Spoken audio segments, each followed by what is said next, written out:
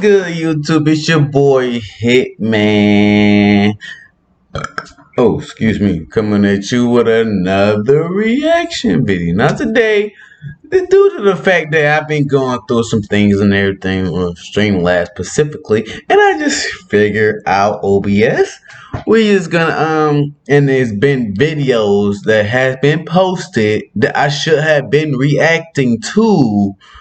But due to the fact I wasn't able to post them and react to them because of OB Streamlabs and everything, I fell off a little bit. But we're back on track now. Hopefully, thankfully, we're back on track now. No, like I said, all my reactions are real. None of these are fake.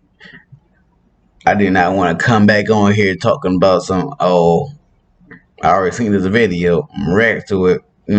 So we're just gonna react to top 10 shows that made fun of the Simpsons. So unless I get some more content to, you know what I'm saying, it's Corona. So I won't be able to go outside and hoop or anything like that for a while. So I'm in Detroit, so represent. Let's get into this. All my reactions are real. None of these are fake. So let's get into this. Sometimes The Simpsons are on the receiving end of satire. Welcome to Watch Mojo. And today we're counting down our picks for the top 10 times shows made fun of The Simpsons. Oh, this Springfield place seems nice. We should visit here again. I don't know, Lois. This seems like a one-shot deal. Guys, we ain't here for fun, all right? We're here to find the police, report our stolen car. Oh, and don't drink the water. Everybody around here looks like they have hepatitis. For this list, we're looking at instances where other shows referenced, parodied, and paid homage to The Simpsons. We're gonna find your car. We gotta think like a car. So let's fill up at that gas station.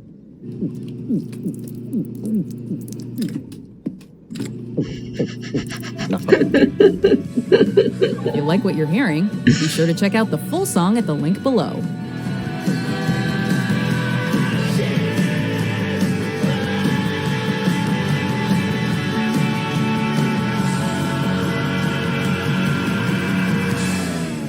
Number 10, Attatoy, Robot Chicken. A parody within another parody, this Robot Chicken sketch sees journalist Pat O'Brien of The Insider giving his viewers the latest scoop on several shows, including The Simpsons. Tired of their liberal shenanigans, Fox owner Rupert Murdoch fired Simpsons creator Matt Groening and promises same show, brand new attitude this season. Morning, Apu. One order of freedom fries, please. Oh, for the love of my heathen God. They're called French fries, you fat, stupid American. I'm in the Homeland Security. Don't move. Feeling that the series has become too liberal, Rupert Murdoch gives it a Fox News attitude. When Apu lashes out at Homer for calling French fries freedom fries, Homeland Security busts in and arrests the resident Quickie Mart clerk. The Simpsons enjoy a red, white, and yellow barbecue while Apu is chained up. I hope Apu has learned his lesson. I am so sorry I ever dared question the wisdom and strength of the United States of America. Hopefully someone out there is making a documentary about Apu's problematic incarceration. And this wouldn't be the last time these two animated universes collided. The Robot Chicken Gang has contributed to multiple Simpsons couch gags, once going full stop motion and later mixing different animation styles. Oh, cheap PVC smell. Oh no, I'm an action figure, and I hate action. Number 9, guess what's coming to dinner? The real Ghostbusters. With yellow skin, overbites, and 4 fingers on each hand, The Simpsons would admittedly look rather off-putting if they existed in our world. If anything, they'd seem less like humans and more like paranormal creatures. Ow! All of ya!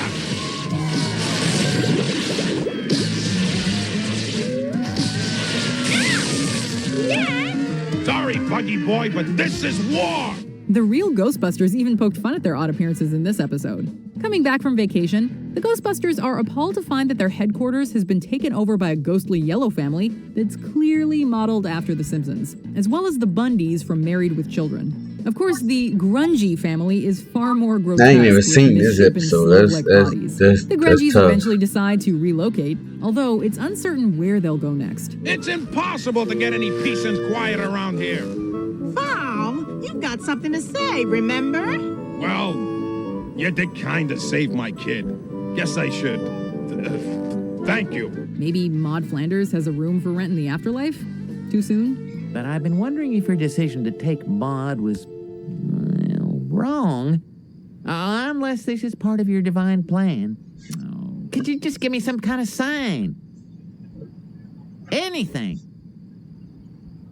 And after all that church chocolate I bought.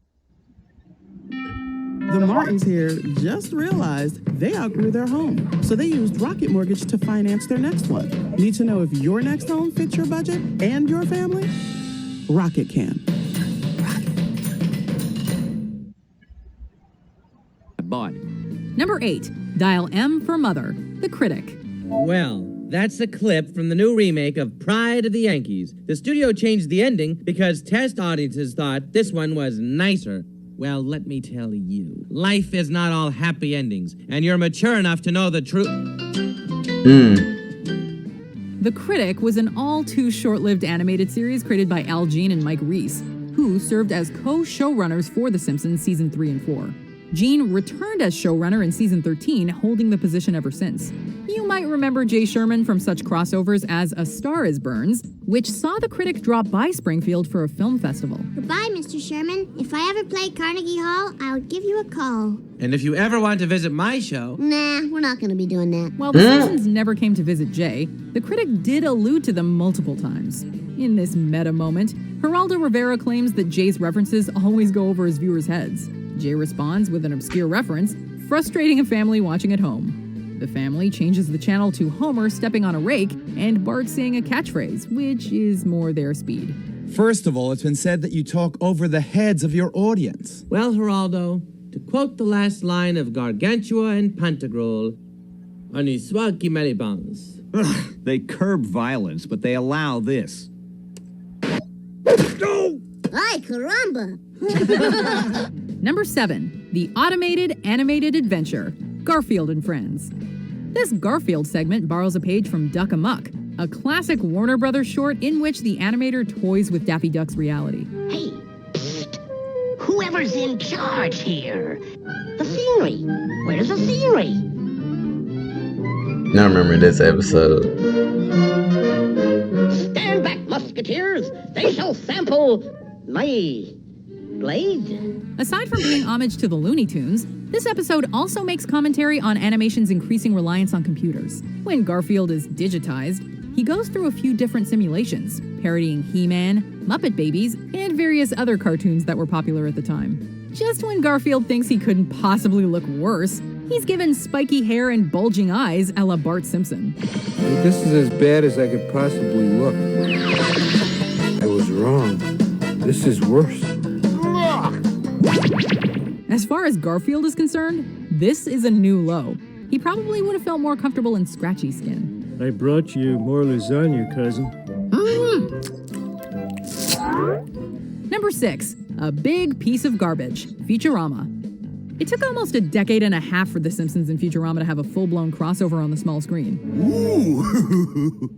Don't drink my loved ones! Get out! Oh, bite my shiny metal ass! A robot with a catchphrase! Of course, both Matt Groening shows had already referenced each other several times before. In the case of Futurama, the funniest instance comes in Season 1 when the Planet Express crew lands on a massive ball of garbage heading for Earth. Fry couldn't be more excited upon spotting a pile of discarded Bart Simpson dolls. With Nancy Cartwright providing the voice, one of the dolls says Bart's iconic "Eat My Shorts" catchphrase, which Bender takes literally. Look, a real Beanie Baby. Oh, a Mr. Spot collector's plate. Oh, some Bart Simpson dolls. Eat my shorts. Okay. This is actually a clever send-up of all the merchandise spawned from Bart Mania during the early 90s. We guess the unsold Bart products had to go somewhere. I saved these for you, Bart. You'll always have them to remind you of the time when you were the whole world's special little guy. Thanks, Mom. And now you can go back to just being you instead of a one-dimensional character with a silly catchphrase.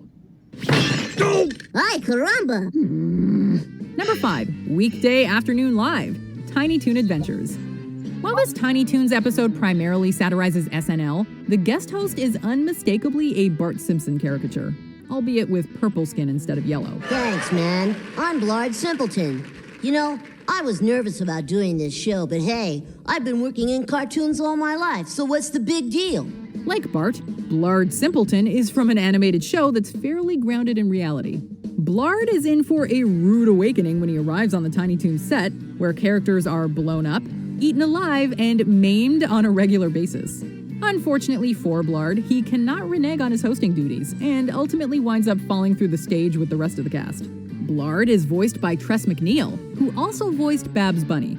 Funnily enough, another episode saw Babs impersonating Marge, Bart, and Maggie. I know. Let's all have some cupcakes. Yummy and nutritious. Cupcakes. Cool, man.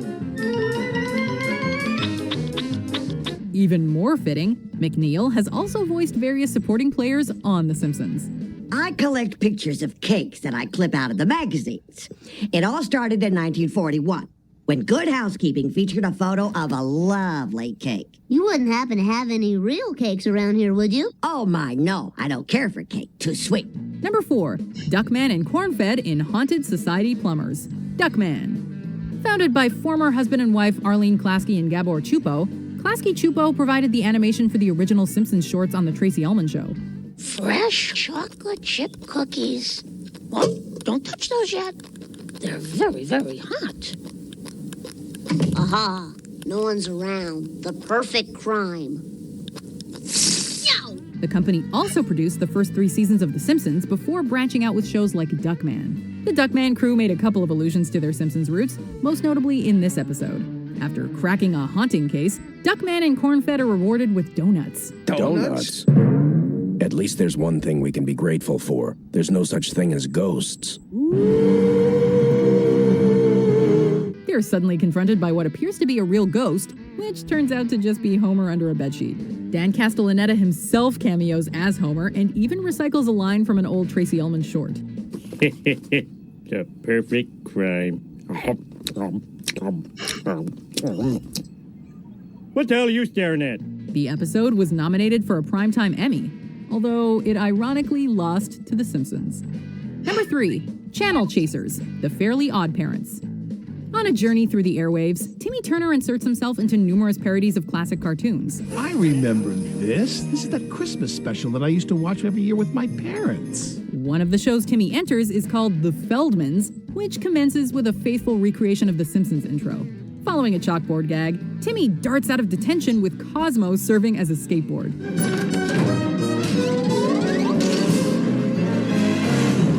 I don't understand. Why would Dickie run in here? This is the longest running animated show on television. Timmy encounters a handful of residents inspired by Springfield locals, such as Krusty the Clown, Ned Flanders, and Barney Gumble. Vicky, meanwhile, steals from El Barto's book, vandalizing the nuclear power plant. An ensuing accident turns the Barney lookalike into a radioactive man. Even with these newfound powers, he's still drawn to this universe's equivalent of Mose. Also, Alec Baldwin voices future Timmy, and we assume he's happy to be far away from Homer. You're crushing my husband. Billy Baldwin! I'm Alec Baldwin. Could you get off me? This moment feels different. A change has begun. Hard to believe this year's only half done. Number 2, The Simpsons Guy, Family Guy. Honestly, we could probably do a separate list of all the times Family Guy made fun of The Simpsons and vice versa. Huh. Guess we're in a town called Springfield. Springfield, eh? What state? I can't imagine we're allowed to say. For now, though, there isn't a better example than this crossover episode, in which the Griffins happen upon Springfield. At first, The Simpsons and Griffins get along great given their similarities. They prove too similar, however, as Homer accuses Peter's favorite beer of being a Duff imitator. Oh, this is just the same as Duff, but, like, worse. Hey, come on now. This is my favorite beer you're talking about. Hell, I work for the company. It's my livelihood. Oh, yeah? Well, your livelihood is based on fraud. Look at this. Huh? While the Family Guy writers take just as many shots at themselves, they also aren't afraid to bring up the fatigue Simpsons fans started experiencing during the later seasons. This culminates with a giant chicken fight, minus the chicken, between Homer and Peter. Don't expect The Simpsons to have an extended stay in Quahog anytime soon.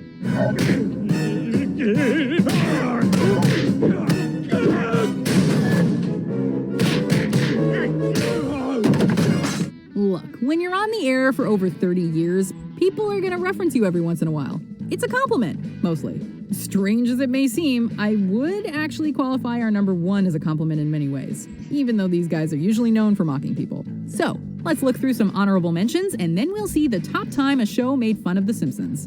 Hand to God, Arrested Development. Just because they went to Harvard doesn't make them all geeks. The father's some guy from Harvard, but that's all I know. That's great. It's probably some geek Simpsons writer's kid. Fashion, Portlandia. Copyright expired. Your Honor, this guy has been making bootleg Simpsons merchandise. Bart Scampson. He is quite a scamp. Scompson. Bart Scampson. Ska, like the music ska. Dirty Dancing, Dinosaurs. Don't have a Stegosaurus, man. This is why TV stinks. One show's a hit, they make 50 more like it with the same characters and the same premise. Don't have a cow, man. Faking Bad, American Dad. Didn't Bart already get a fake ID that took him to Knoxville? Whatever. Okay, next idea is ready. Mike Crotch? I'm looking for Mike Crotch. Retrace Your Stepalizer, Solar Opposites. This all better be made canon in Space Jam 2. Or remember that day when everything was a musical? Yeah, or what about when we teamed up with the Simpsons for a game against the Monstars from Space Jam? Before we continue, be sure to subscribe to our channel and ring the bell to get notified about our latest videos. You have the option to be notified for occasional videos or all of them. If you're on your phone, make sure you go into your settings and switch on notifications. Number 1, Simpsons already did it. South Park. In his hopeless pursuit of world domination, Butters is annoyed that his best ideas have already been done on The Simpsons. Okay, how about this, Dougie? I'm going to pose as a real estate agent and con everyone in town into buying a monorail, and then skip town with all their money. Simpsons did it. No? Simpsons did it. They did it episode 204. Matt Stone and Trey Parker know how Butters feels, as they've also come up with several great ideas, only to find that The Simpsons beat them to it. A notable example came in season 6 when they planned to have Cartman block out the sun. Reportedly, even while writing this episode, it was brought to their attention that a subplot involving sea people worshipping Cartman mirrored a Treehouse of Horror storyline. Welcome to our world, most gracious Lisa. Your world is incredible, and you speak English. We have listened to you speak since the dawn of time, O Creator. And we have learned to imitate you exactly. This coincidence brought everything together in the end, however, as Butters learns that it's okay if The Simpsons did something first. Besides, South Park would rather invite comparison to The Simpsons than Family Guy. You don't like Family Guy either, huh? I hate Family Guy. Do you agree with our picks? Let us know in the comments. And hey, if you're a fan of the song playing right now, be sure to check out the music video for it. Let's go and cap it off, ladies and gentlemen. This has been my slightly reaction vid that I fell off on. We're going to get back on the track, get back on the path, and boom. But other than that, hit that like, hit that subscribe as well, hit that bell, and I'm out.